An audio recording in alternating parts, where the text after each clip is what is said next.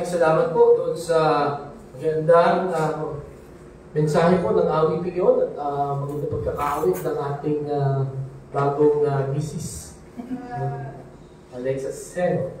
Tunay po na ang Panginoon lang ang makapag-satisfy ng ating po mga longings sa buhay po ito. Wala na po iba.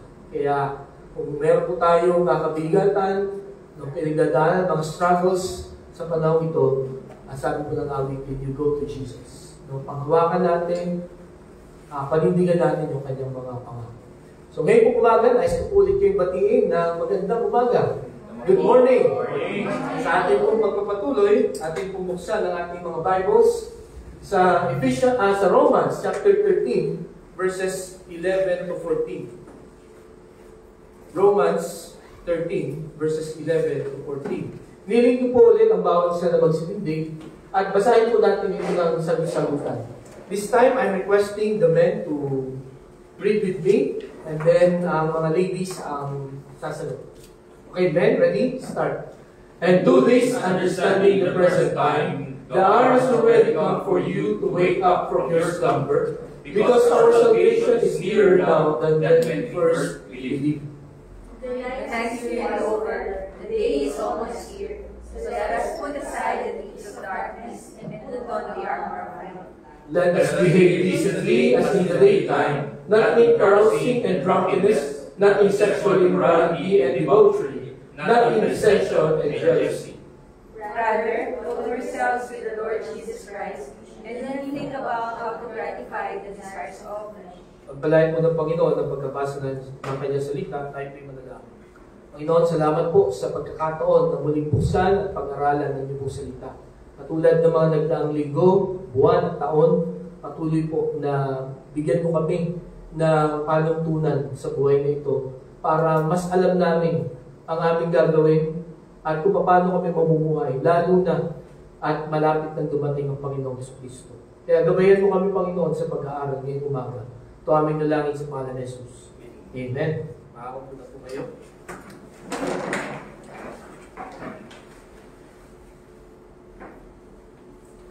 Habang pinag-aaralan ko po itong mensahe natin ngayon pong umaga, ay nagkaroon po ako ng reflection. No? Napaisip ako, ano ba yung mga mahihirap na pagsubok na dinaanan ko sa buhay? Okay ba na isip niyo po ba yun? Nagkaroon po ba kayo ng reflection?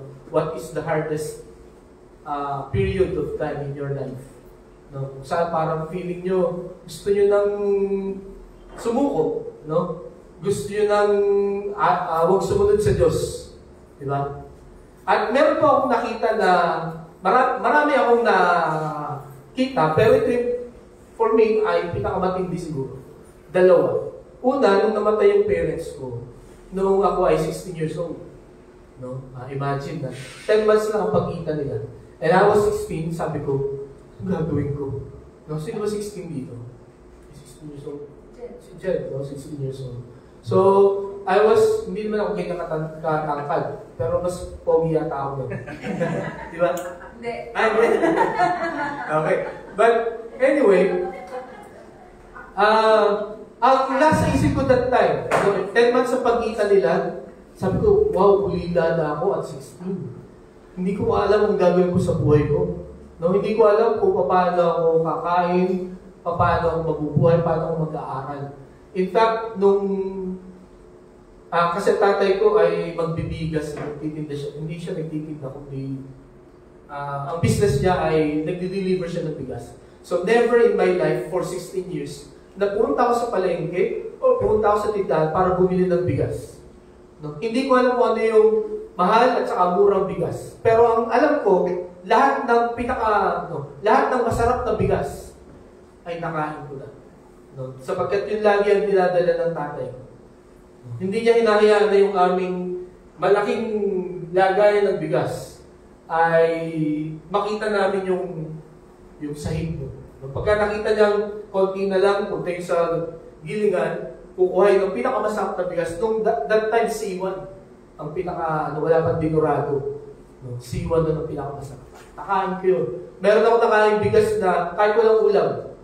Okay, matamis yung bigas na yun. At saka, konting subo lang. busog ka na. Okay? Ganun yung mga bigas na nakain ko. At nung nawala sila, awang-awa talaga ako sa sarili ko. Kasi sabi ko, anong bigas ang bibilin ko? Saan ako bibili? Paano ako bibili? Kailangan ko bang tumawad? Diba? Yung nanay ko kasi ang hilig tumawad doon eh. So hindi ko alam kung yung nabili kong bigas ay tama. So awang-awa talaga ako sa sarili ko. Sabi ko, anong mangyayari sa buhay ko? And then the next na nakita ko na pinakamahirap na pinagdaanan ko ay nung ako po ay nagka-ACL. Yung aking tuhod ay nagkaroon ng problema at kailangan ito ng surgery. No? Ako ay 30 years old. So after 14 years. At alam niyo kung pinaka-struggle ko doon, sino ang mag-aasikaso sa akin.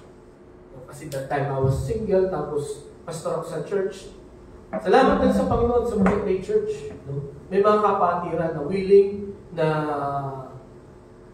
sumama sa akin, kasama si Brother Toti. Alam niyo kung bakit ganyan ang size ngayon ni Brother Toti. Nagsimula yun yung panahon na yun. Sensya na. Pagbubuo ko sa iyo. Pero nagsimula yun yung panahon na yun. Hindi ganyan ang weight ni Brother Toti. No, sobrang payat na siya aged. No? Pero dahil ng pag-aalaga niya sa akin, apat sila ay kaming lahat ay nagtabaan. No? God provided all our needs. No? Pero that time, struggle ko talaga, papaopera ko pa yung tuhod ko o hindi. I remember yung sinabi ng doktor sa akin. At ito yung eye-opener sa akin. Sabi niya, paopera mo na yan habang maliit pa. Masasaktan ka? Yes, masasaktan ka. But you will feel better. You will be better. Makakapaglakad ka, makakapag-basketball ka ulit. So yun ang nagkada sa akin na, sige. But the next problem was, magkano ang paopera? So sa orthopedic, ay parang libre yata. Ang babayaran mo lang ay yung PF ng doktor. No? 40,000. Sabi ko, saan ako kukuha nun? So, salamat sa mga kapatid ko na kahit wala sila dito, nasa abroad sila. Nung malaman na yung sitwasyon, sabi nila, paopera ka. Chichip in kami.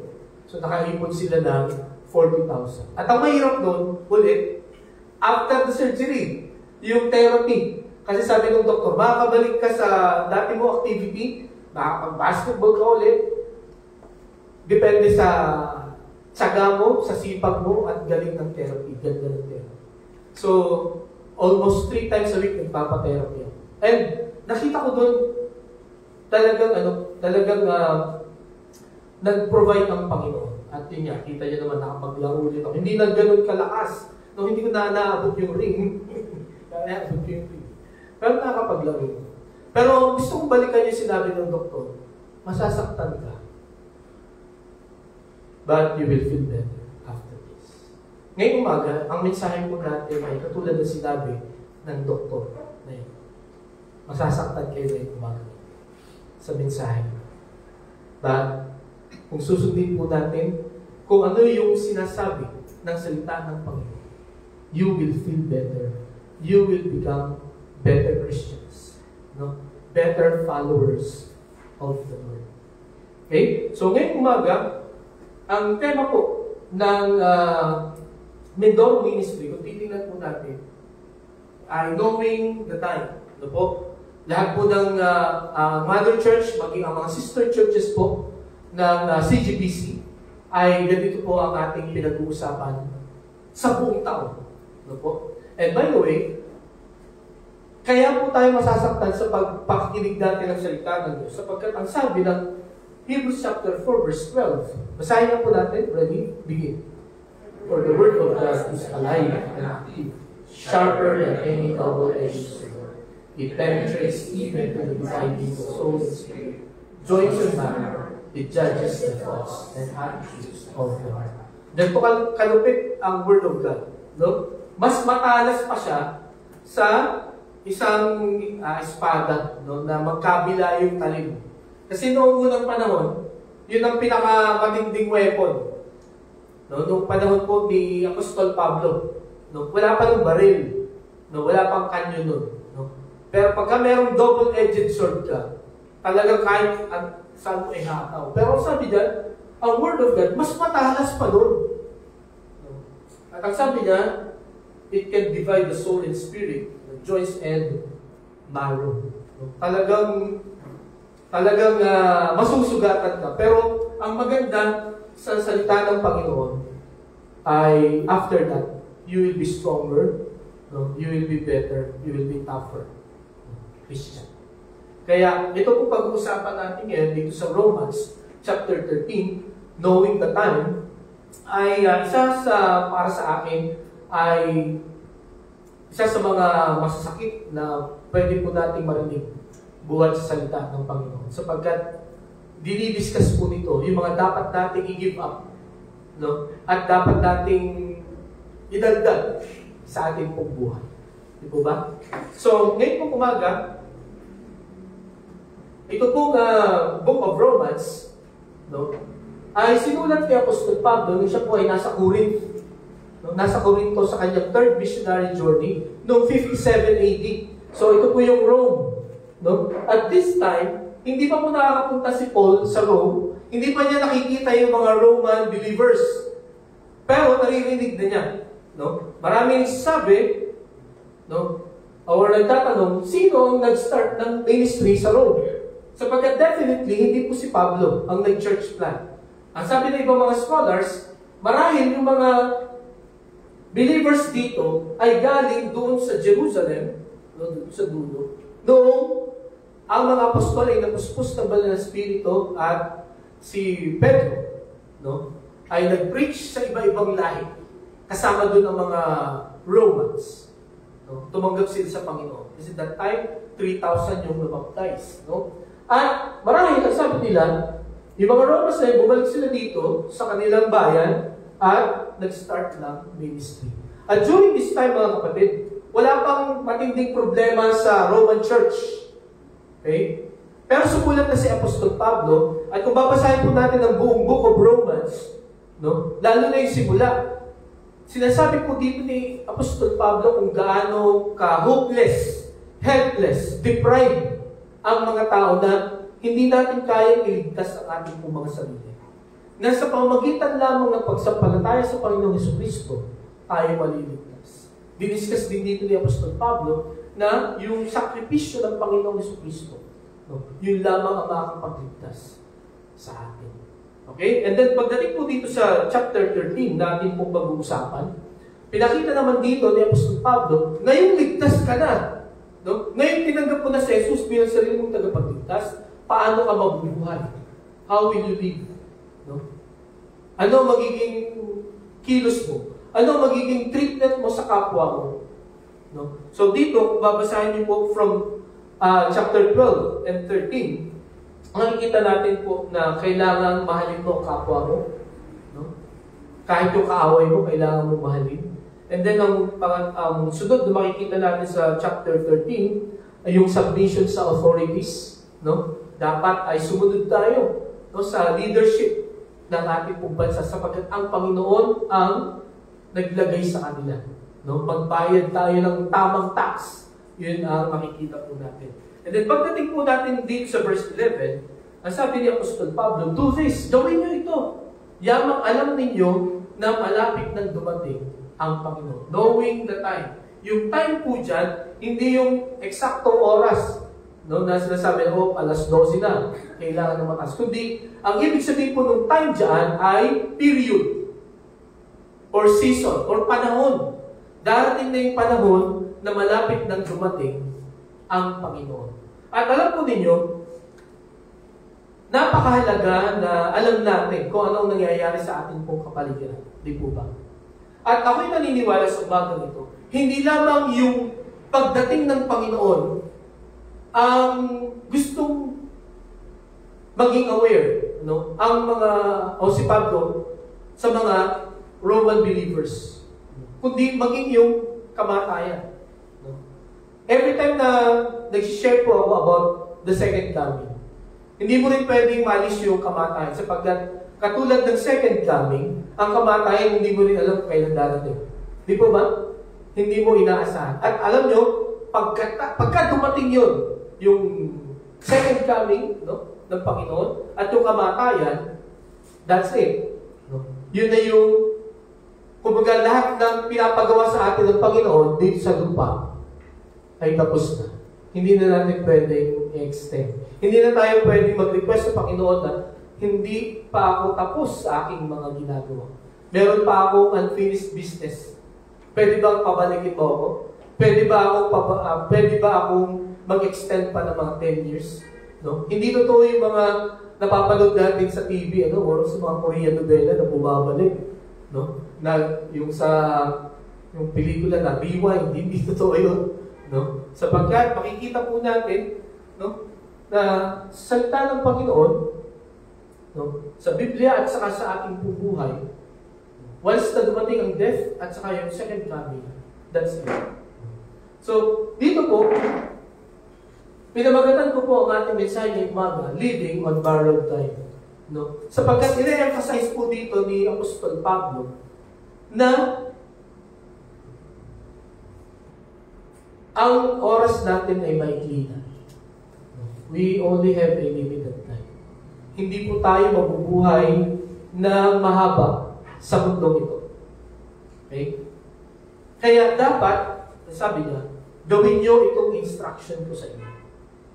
Mga paniging umaga, kung malaman po natin na limitado na ang ating pong oras sa mundo ito, ano po ang ating gagawin?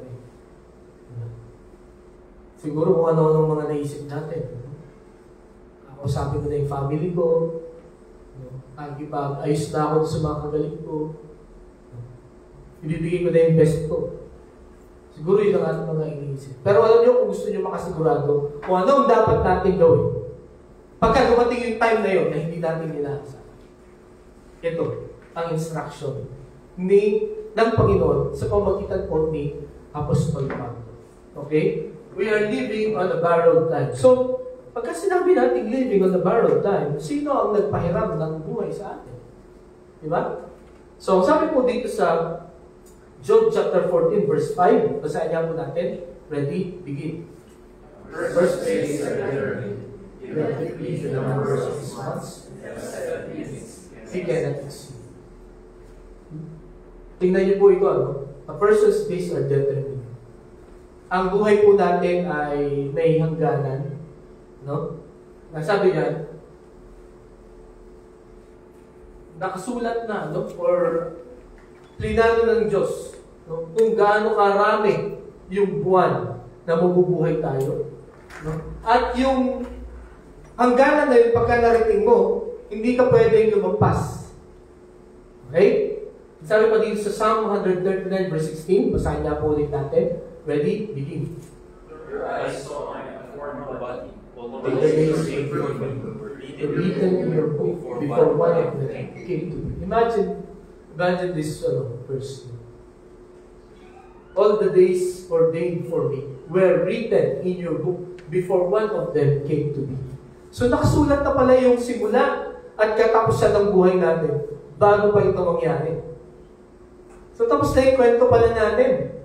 No? Pero ang Diyos na nakakaalam kung ano ang kwento ng buhay natin. Okay? Hindi tayo pwedeng gumawa sa buhay na ito ng bagong pagkilos. No? Hindi tayo pwedeng gumawa sa mundong ito na magugulat ang Diyos na sasabihin niya, bago yan Hindi ko alam yan Hindi po. Lahat ng ating pong inisip, sinabi, ginawa, lahat ng iisipin natin, sasabihin at gagawin natin, yan po ay nakasulat. It's already written. Okay? So, kanino galing ang buhay natin sa Panginoon?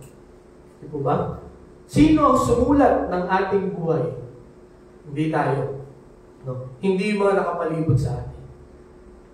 Ang Diyos po. Ang sabi pa sa Hebrews chapter 9, verse 27, basahin ulit natin. Ready? Begin.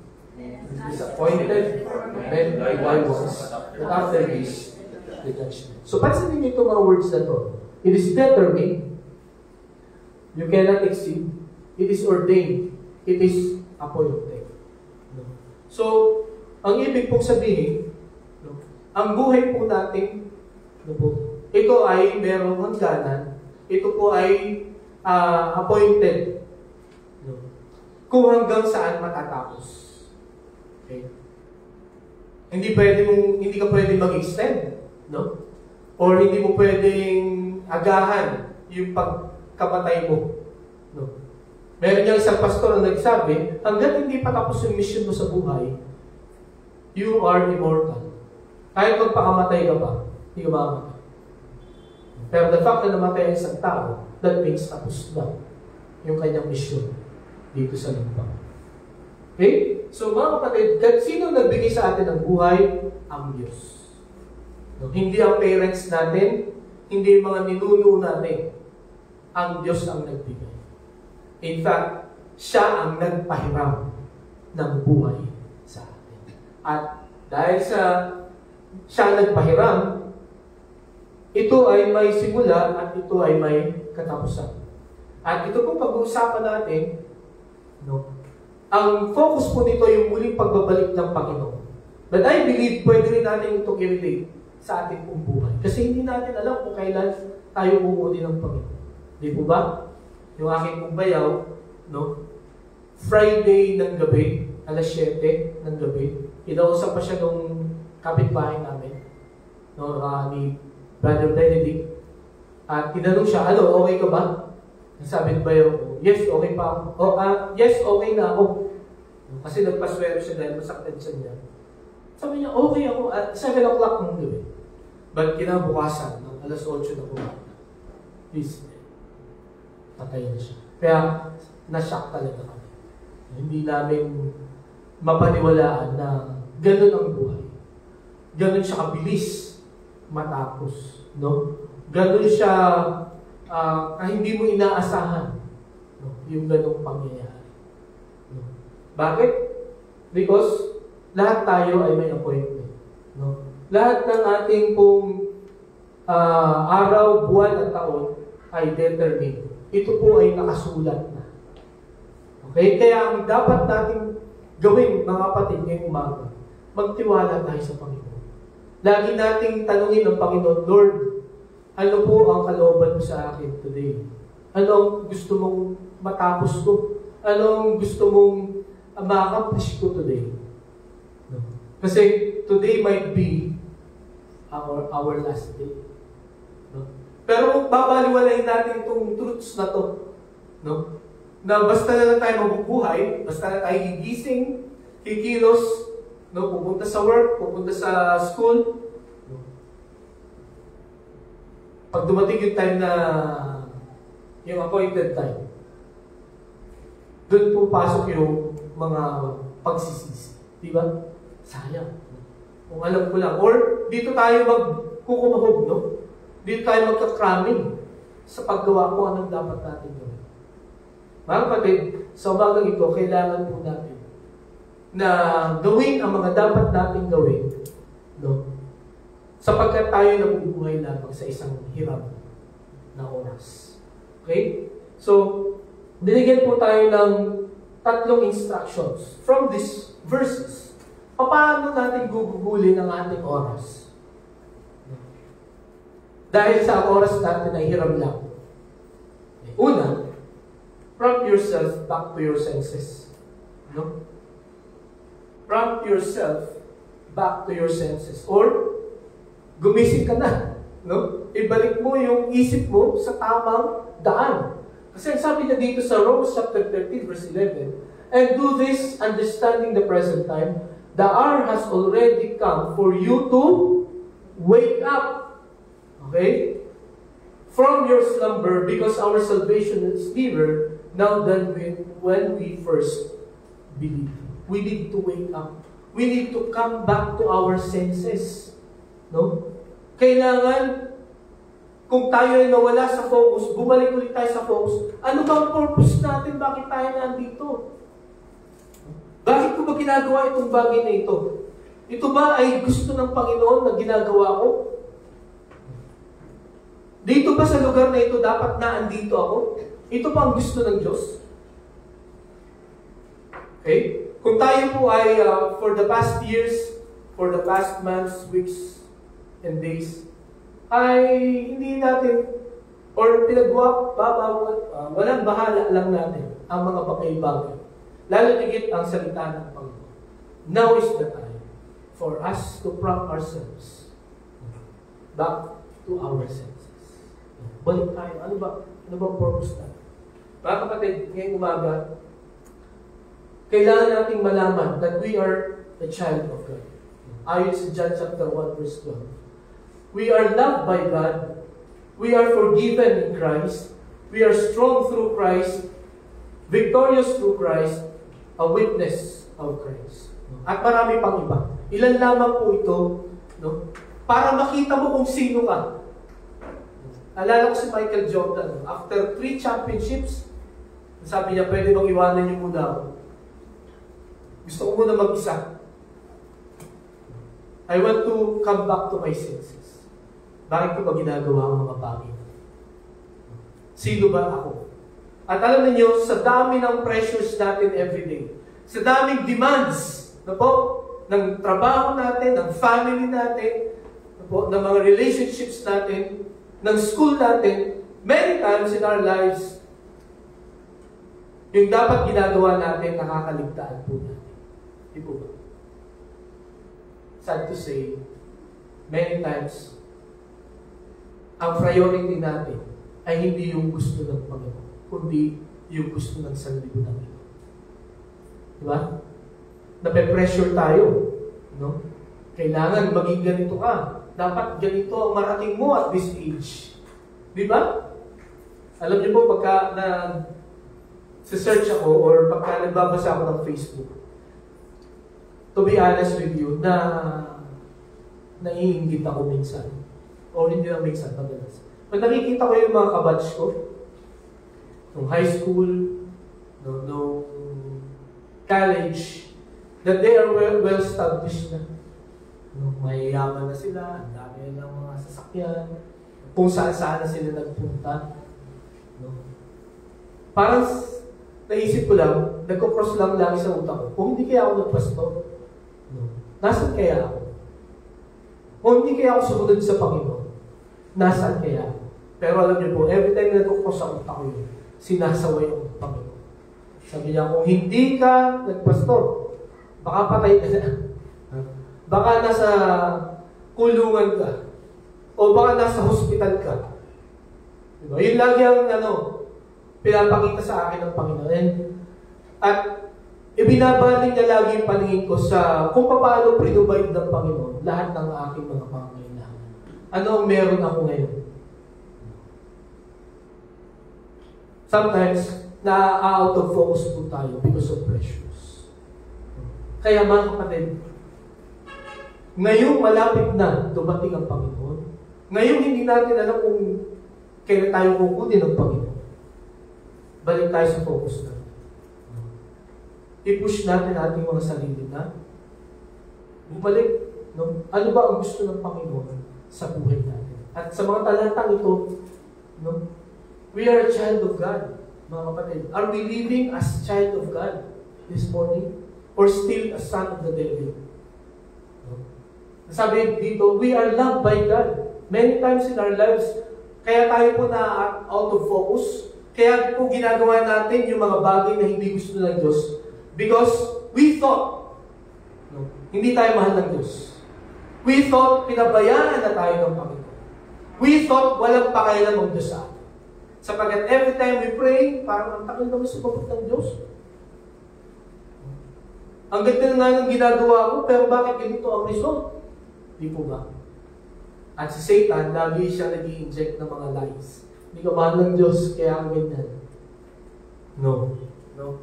Sabi sa 1 John 4:19, we love because He first loved us. So bago pa tayo matutong magmahal, mahal na tayo ng Panginoon. Bago pa tayo mag-respond ng pagmamahal sa Panginoon, He loved us already. Tandaan po natin yun. Mahal tayo ng Panginoon. And then, we are forgiven. Walang malalim, matindi, malaking kasalanan ang hindi kayang patawarin ng Panginoon because of the Lord Jesus Christ. Pag tinanggap natin ng Panginoon, pinagsisihan natin yung ating mga pagkakamali. Gaano man kalala ang ginawa natin. God can forgive us. God can forgive us. No? And then, we are strong through Christ. Sabi sa Philippians 4:13. Kaya natin, hindi dahil sa malalakas tayo, kundi kaya natin because of the Lord. No? And then, we are victorious through Christ. Sabi sa 1 Corinthians 15:57. Ang Panginoon ang nagbigay sa atin ng tagumpay. Kaya kung halimbawa, sa umagang ito, feeling ninyo, no, tingin ninyo, yung pagsubok na pinagdadaanan nyo, hindi nyo malalampasan, balikan nyo ito, talatang. No? Sabi ng Panginoon, you are victorious. No? Kung may kasalanan tayo, hindi natin mapagtagumpayan, balikan natin po ito. 1 Corinthians 15:57. Binigyan tayo ng tagumpay ng Panginoon. No? Nung siya ay nabuhay na magiging. Okay po? And then we are a witness of Christ. Tayo po ay saksi. Dito sa lahat ng ito, mga kapatid, ito ang dapat ipakita natin sa lahat ng mga tao. No? Na inayos at binago ng Panginoon ang ating pong buhay. Nawayan ang makikita nila lagi sa atin. Kahit sino, no? Kahit dito sa church, no? Makita ng mga tao na talagang binago ng Panginoon ang buhay natin. Na talagang sinisikap natin sa biyaya ng Panginoon na gawin kung ano ang gusto niya sa buhay natin. At alam niyo, once na makita natin, once na tayo po ay naging saksi, witness, marami ding mga tao ang nagsisikap sumunod sa Panginoon. Marami ding mga tao ang lalapit sa Panginoon sapagkat nakita nila yung real change na hinahanap po ng mundo. Okay po? So, yan po ang makikita natin once we prompt ourselves back to our senses. No? Sino ka ba? No? Bilang Kristiyano. Ano ba ang ginawa sa iyo ng Panginoon? No? Ano ba ang gustong ipagawa sa iyo ng Panginoon nung iniligtas ka niya? Okay? Ang sabi sa Luke 15 verse 17, when he came to his senses, he said, how many of my father's hired servants have food to spare, and here I am, starving to death. Kung inyong maalala ang talatang ito yung kwento ng Panginoon about the prodigal son. No? So may dalawang magkapatid, yung panganay at yung bunso. Yung bunso, sabi sa tatay niya, bigay mo na sa akin ang mana ko. Lahat. At pag hiningi mo daw ang mana mo habang habang buhay pa, ang tatay mo, malaking insulto daw yun. No? So, imagine, insulto ng gusto ng bunso, yung tatay niya, sa pamamagitan ng paghingi ng mana. Sapagkat ang mana, binibigay pagkapatay na. Alam po natin yan, ano? Pero hiningi na ng bunsong ito. Okay? Pero, maganda doon sa tatay, binigay. Ibinigay. At itong bunsong ito, sa term natin ngayon, nagwalwal. Talagang winaldas niya yung perang yun hanggang sa dumating yung point na ubus na. At yun, naging tagapagpakain na lang siya ng baboy. At sabi doon, even the food of the pigs, yun na rin ang kanyang kinakain. So wala na siyang pagkain. And then, pagdating dito sa verse 17, when he came to his senses. Alam niyo po, ang gusto ko pong sabihin ngayong umaga, kailan tayo babalik sa ating katinuan, sa ating senses? Pagka kumakain na tayo ng sagmaw, no? Pagka yung walang-wala na tayo, diba? Habang malalakas pa tayo, mga kapatid, ngayon yung panahon, no? Bumalik na tayo, ano ba ang purpose sa akin ng Panginoon? Ano ba ang gustong gawin ng Panginoon? Through me. Di po ba? Sapagkat, as I said, no, dahil sa napakaraming pressures, napakaraming difficulties, many times, nawawala tayo sa direksyon. At sa umagang ito, kung sa tingin mo, hindi mo alam kung saan ka pupunta, kung hindi mo alam kung ang ginagawa mo ay kalooban ng Panginoon, go back to this. No? Balikan mo ito. Sino ka? Sino ka ba? Okay? Ang sabi pa dito, minsan kasi kaya tayo nape-pressure sapagkat naiingit tayo sa ibang mga tao, lalo na sa mga hindi mananampalataya. Ang unlad nito, ano? Tao ito. Kaya nawawala tayo sa focus. Ang sabi dito, be still before the Lord and wait patiently for Him. Don't fret when people succeed in their ways, when they carry out their wicked schemes. Okay? Dito sa verse 1 and 2, do not fret because of those who are evil, or be envious of those who do wrong. For like the grass, they will soon wither. Like green plants, they will soon die away. Ang ibig sabihin ng fret dyan ay huwag kayong mangamba. No? Huwag kayong mainggit. Kung yung mga masasamang tao, sa kanilang mga paraan, maling paraan, sila yung uunlad. Diba? Sometimes na ano tayo eh. Kumaga, naiingit tayo, bakit ito? Hindi naman ito nagsisimba, hindi naman ito naglilingkod sa Diyos, pero paunlad ng paunlad. No? Gawin ko kaya yun. At alam niyo, the moment na ang maging standard natin ay kung ano yung accomplishments ng iba, ma-out of focus po tayo. Kaya paalala ko sa atin ito. And don't worry, ang sabi dito, dun sa mga tao na nagsasucceed, no? Kahit na yung kanilang paraan ay mali. Ang sabi dito sa verse 2, for like the grass, they will soon wither, like green plants, they will soon die away. Mapapahamak din sila. Mapaparusahan din sila. Kaya huwag tayong mainggit. Lagi na tayong mag-focus sa kung ano ang gusto ng Panginoon sa bawat isa sa atin. So mga kapatid, ngayong umaga, knowing the time, knowing that we are living on a borrowed time, we need to prompt ourselves back to our senses. Isipin nyo na yung sarili. Diba merong program noon, ang Channel 2, Hoy, gising. Gising na. Bakit? Sapagkat umaga na. Noong unang panahon, noong panahon ni Apostol Pablo nung sinulat niya ito, wala pa nung night shift. Ang trabaho lang noon ay from 6 to 6 lang ng umaga o araw lang. Wala nang 7 to 7 or 7 to 5. Okay? At noon, pagkatapos mong pag nagbukang liwayway na, kailangan gumawan ka na at kailangan mong gumawa. Although, yung mga tao noon, pagkagabi, sila ay nagpapakasaya. Meron silang ibang ginagawa. At yun ang sinasabi ni Apostol Pablo, yung ginagawang yun ng mga tao sa gabi, yun ang ating itigil. Sapagkat umaga na, kailangan, kung ano yung ginagawa sa umaga, yun ang dapat po natin gawin. Okay, so ang pangalawa, ito ang unang instruction, prompt yourself back to your senses. Secondly, are you ready for this? Put your life in order. Okay? Ayusin po natin ang ating buhay. Itama natin. Hindi lang gisingin mo na, hindi pala ako dapat ganito. Okay. Hindi lang gano'n. Kundi, ang pangalawa na dapat mong gawin, i-align mo na yung sarili mo sa kung ano ang dapat mong gawin. Tingnan po natin ang nakalagay dito sa verse 12 and 13. Ang sabi niya, the night is nearly over, the day is almost here. So let us put aside the deeds of darkness and put on the armor of light.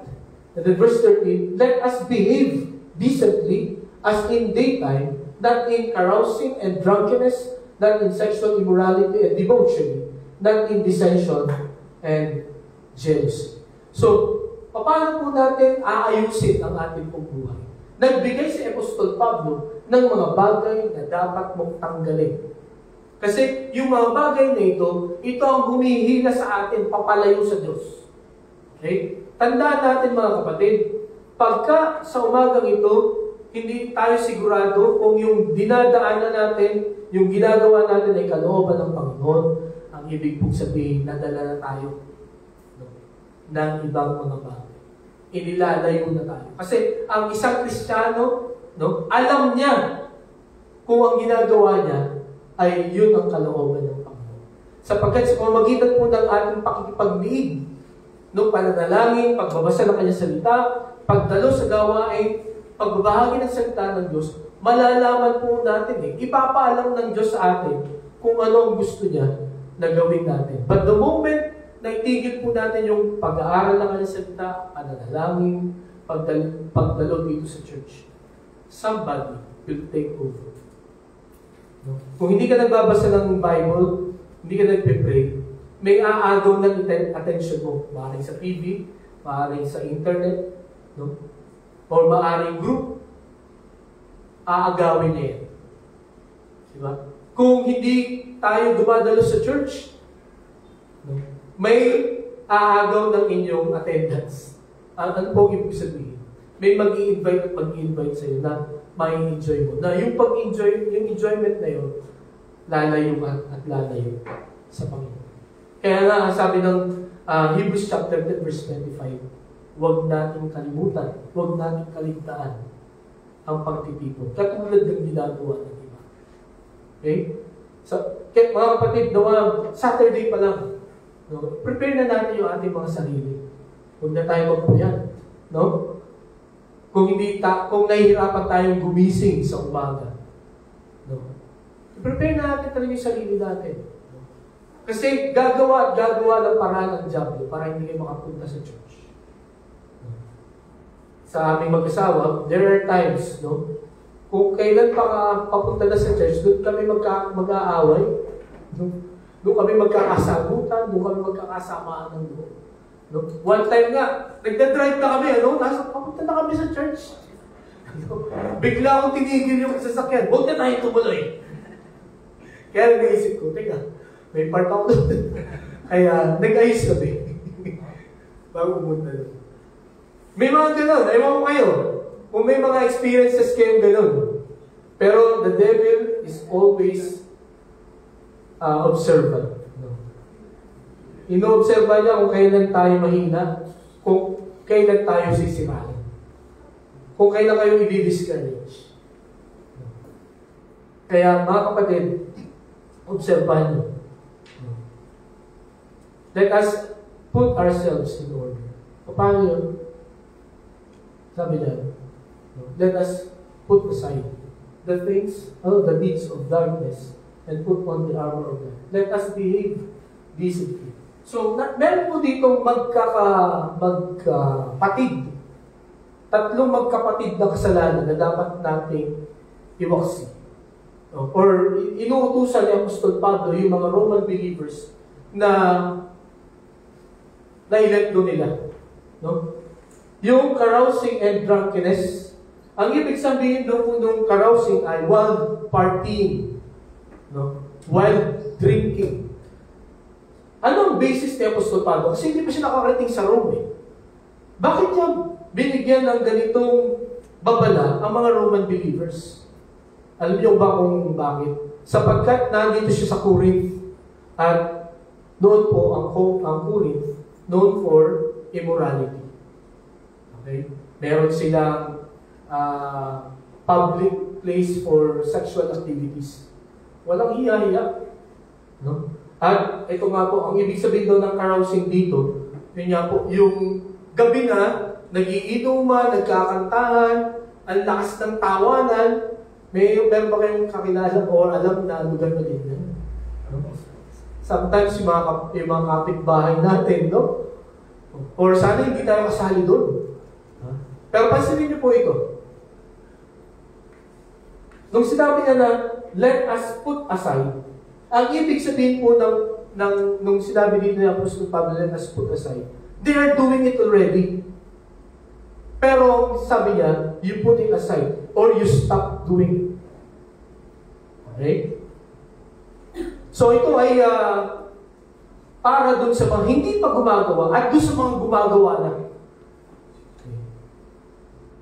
Itigil daw natin ito, carousing and drunkenness, itong paglalasing, pagiging, di ba, pagkalasing wild, kung ano-ano mga ginagawa. Kalimitan ng mga road rages na nakikita natin, lasing yung nagwawala, naghahamon ng away. So, marami siguro sabihin natin, ay, accepted ako dyan, pastor.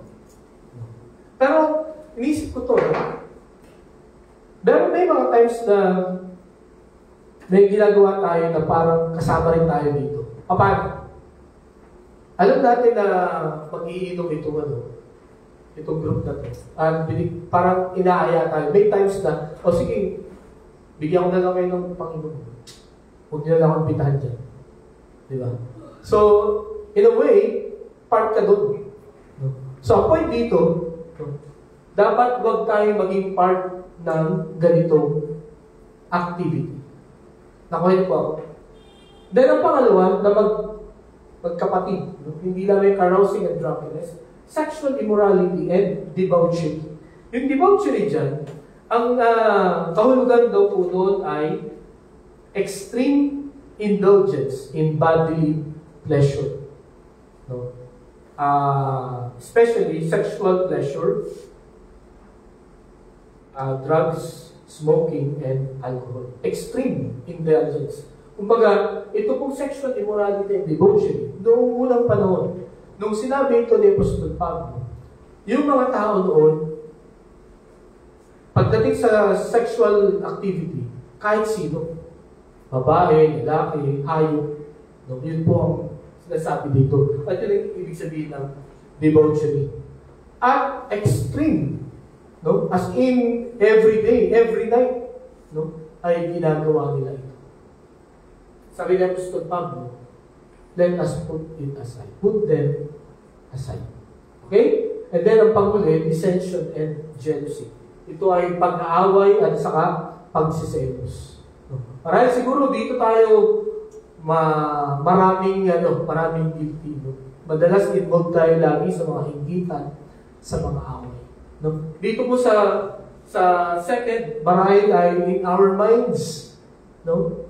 Or when we are alone, no? Maraming addict sa pornography. No? Ang sabi ni Apostol Pablo dito, we need to give up these things. No? For our lives to be in order. Okay? Kung kakaunti na lang ang buhay mo, no? Kung hindi mo alam kung kailan ito matatapos, anong gagawin mo? No? Are you ready to face the Lord? No? Alam niyo, ito pa isang fear ko.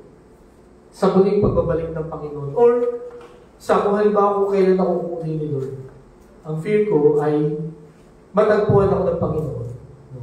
Or mamatay ako na gumagawa ng kasalanan. Naisip ko ba yun? Halimbawa, ikaw ay lasing ko, no? Lumalakla ka ng low label.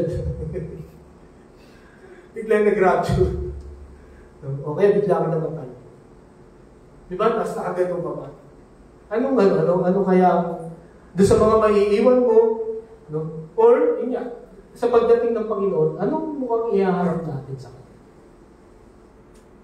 Ako yun po ang point ko. Sabi mo dito, let us put it aside. No? And let us behave decently. Okay po? Andyan pa ba kayo? Okay pa ba? Kaya ba? Okay. So, sabi sa 1 John chapter 3 verse 9 to 10, no one who is born of God will continue to sin. Because God's seed remains in them, they cannot go on sinning because they have been born of God. This is how we know who the children of God are and who the children of the devil are. Anyone who does not do what is right is not God's child, nor is anyone who does not love their brother and sister. So, sabi dito, walang tao, na mananampalataya ang magpapatuloy sa kasalanan. Gaya na sabi ko sa inyo noon, ang isang tanda na ikaw ay tunay na Kristiyano, hindi ka nagpapatuloy magkasala. No?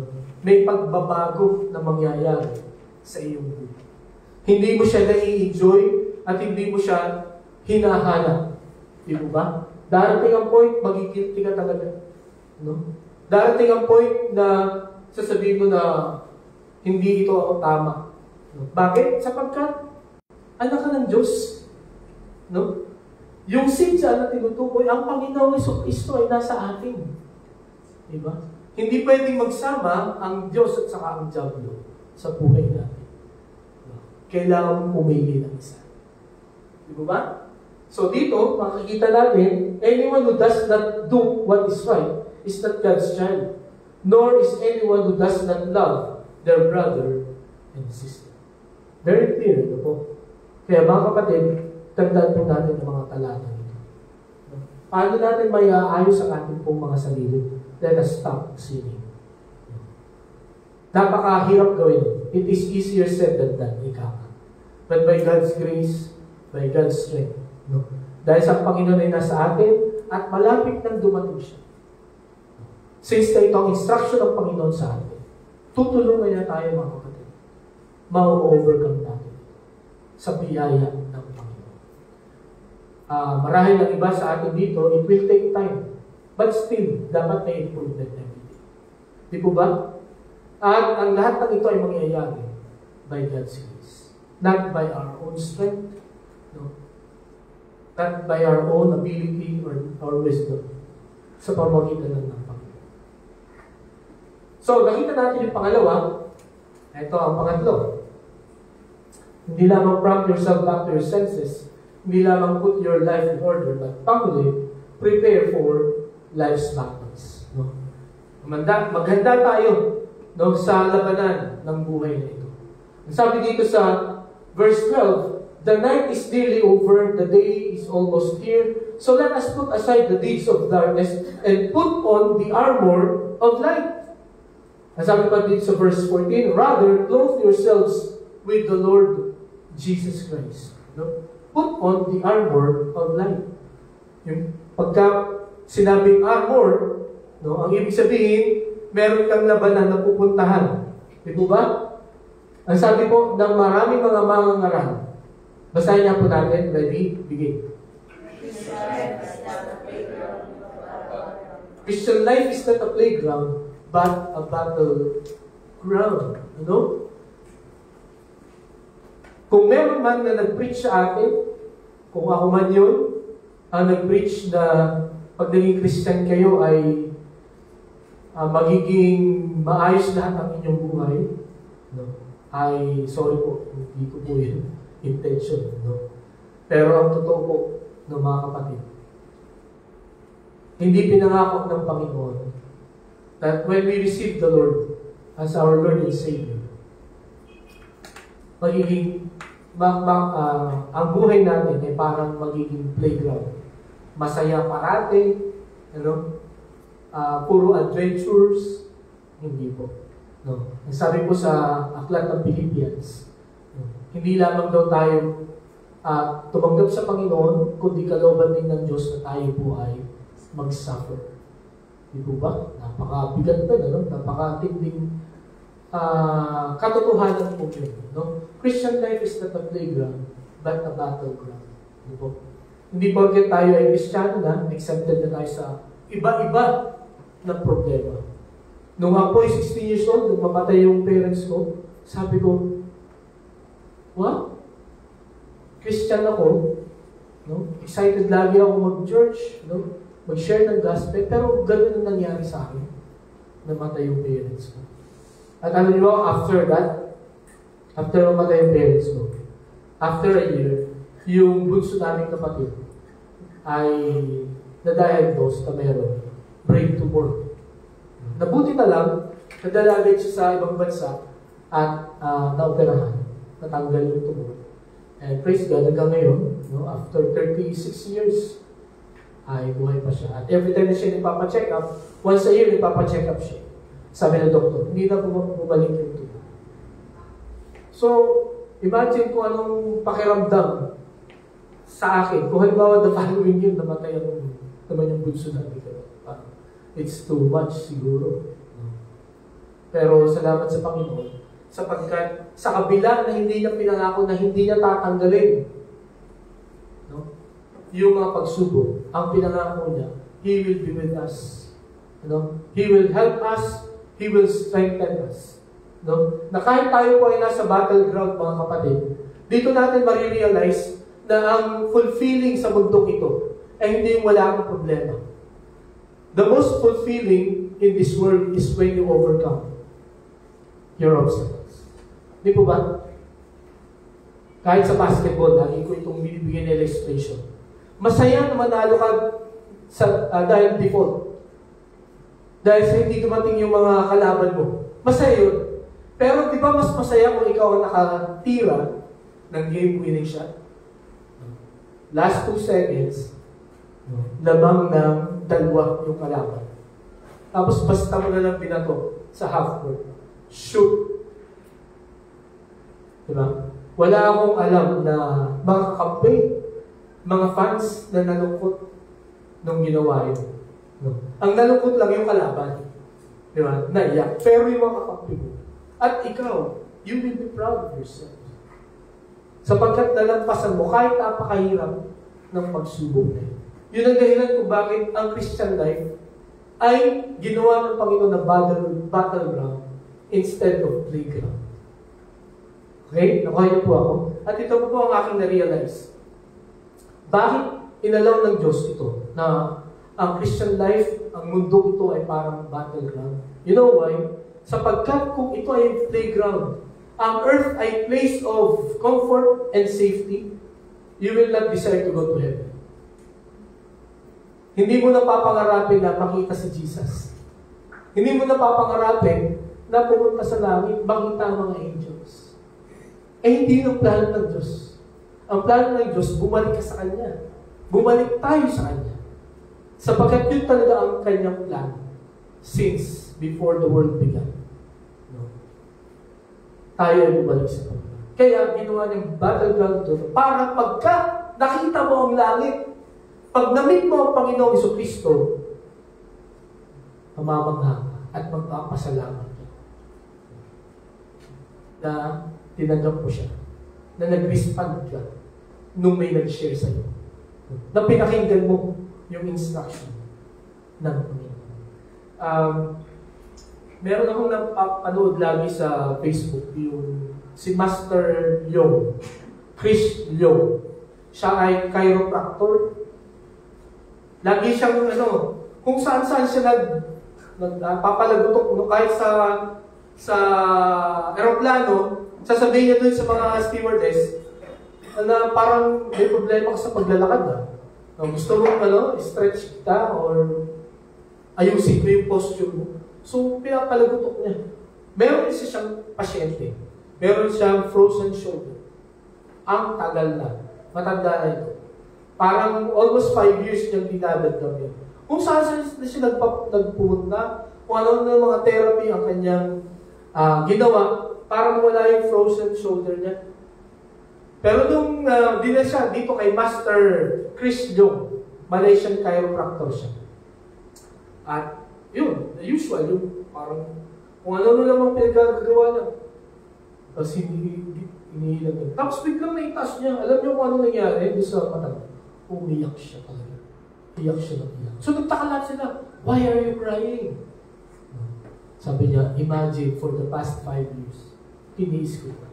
And finally, naitaas ko siya na walang pain. At yung tears na yun ay tears of joy. Mga kapatid, pag nakita natin ang langit, pag namit natin ang Panginoong Jesucristo, we will cry, definitely. But it is tears of joy. Dahil sa tindi ng struggle na pinagdaanan natin dito sa lupa, pagdating natin doon, buti na lang, nabugod ako sa Panginoon. Diba? Eh, mga kapatid, ngayong umaga, gusto ko pong kita natin, no, na tayo po ay nasa battleground. Habang nandito tayo sa lupa, we need to prepare ourselves. As sabi sa Ephesians chapter 6, verses 13 to 18, sabi niya, therefore put on the full armor of God, so that when the day of evil comes, you may be able to stand your ground, and after you have done everything, to stand. Stand firm then, with the belt of truth. So, ito pong mga armor na ito, ay based sa kung ano yung kanilang ginagamit noon. No? So, belt, may belt. Ang ibig sabihin ng belt, ito yung nag-unite sa buong kasuotan mo. Imagine niyo yung inyong damit na walang belt. No?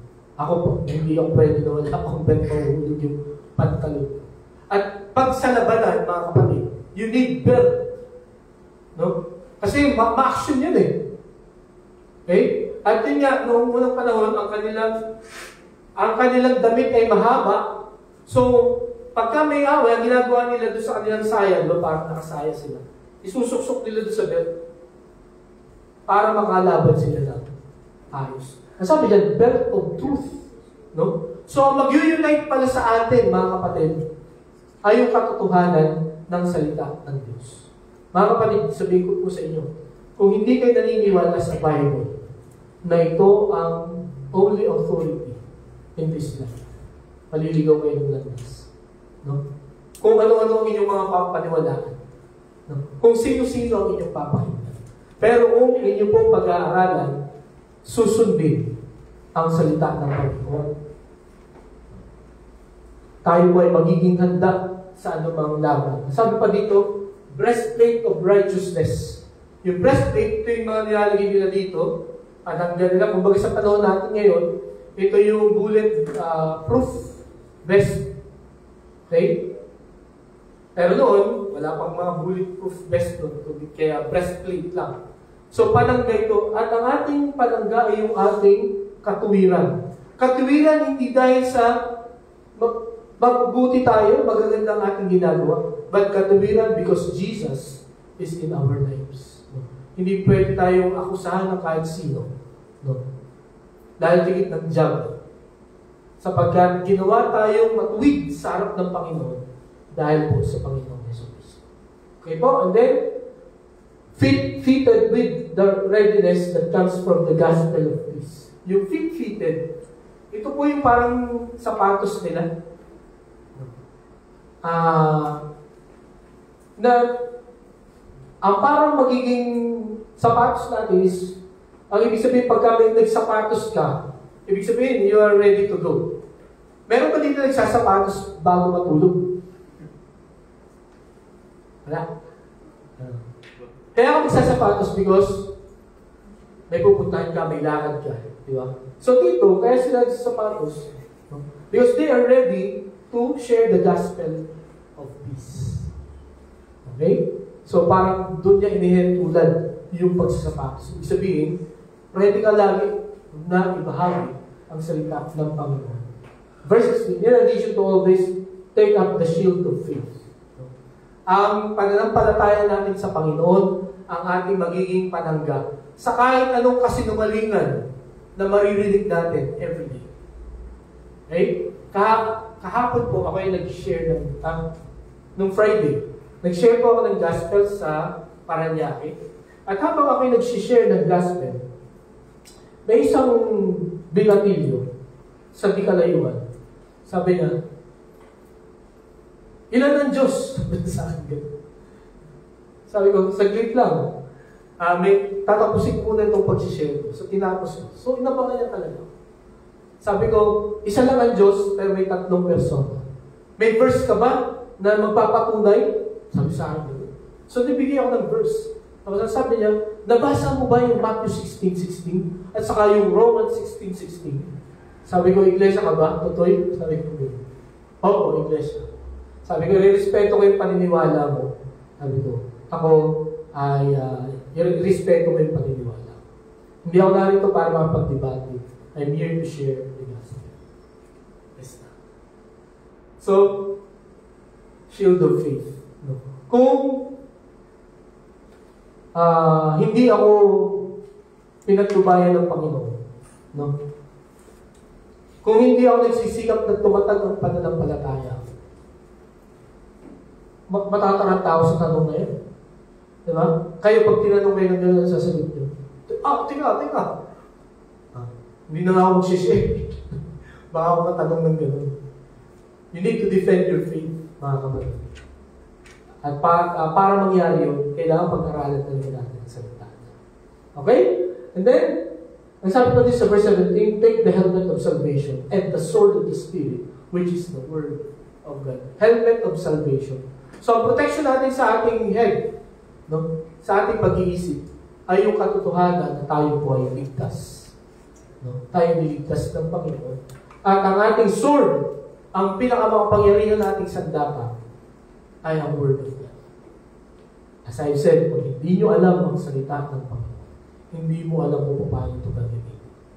Pero kung alam mong gamitin ito, no, hindi mo may imagine kung gaano ito ka makapangyarihan. Kung ano at gaano kalayo ang pwedeng maabot pag ibinahagi mo ang salita ng Diyos. Okay? So ito po yung armor of God. Ito yung armor of God. At ang sabi pa niya, pray in the Spirit on all occasions with all kinds of prayers and requests. With this in mind, be alert and always keep on praying for all the Lord's people. Lagi po tayo mga kapatid manalangin. Pag-pray natin ang sarili natin, ang mga mananampalataya. Pag-pray nyo ang inyong mga leaders, ang mga pastor, pag-pray po natin. Sapagkat sa pamamagitan nito, mapoprotektahan tayo sa anumang plano ng diablo sa bawat sa atin. Tandaan niyo ito, ang plano ng diablo sa atin, sirain tayo. No? At ang number one na kanyang gagawin ay bigyan tayo ng doubt sa pag-ibig ng Diyos sa bawat sa atin. The moment we doubted God's goodness and love for us, ang sunod doon, disobedience na. Okay? Kaya tandaan natin yung katotohanan, mahal tayo ng Panginoon. No? Anak tayo ng Diyos. Yan po ay maliwanag na nakasulat sa Biblia. So mga kapatid, we are living on borrowed time. Tayo po ay nabubuhay sa isang panahon na hiram lang. Pahiram lang sa atin. Kaya mga kapatid, nawa hindi ito, huwag natin itong sayangin. Huwag tayong mabuhay ng may pagsisisi at may panghihinayang. Mangyayari lang yun mga kapatid kung susundin natin ang tatlong instructions na ito. If we will prompt ourselves back to our senses, if we will put our lives in order, and if we will prepare for life's battles. Maraming pagsubok pa tayo mga kapatid na kakaharapin. No? Lagi natin isuot, no, ang armor of God, ang armor of light. No? Lagi nating ipabuhay, no po, ang mga salita ng Panginoong Jesucristo.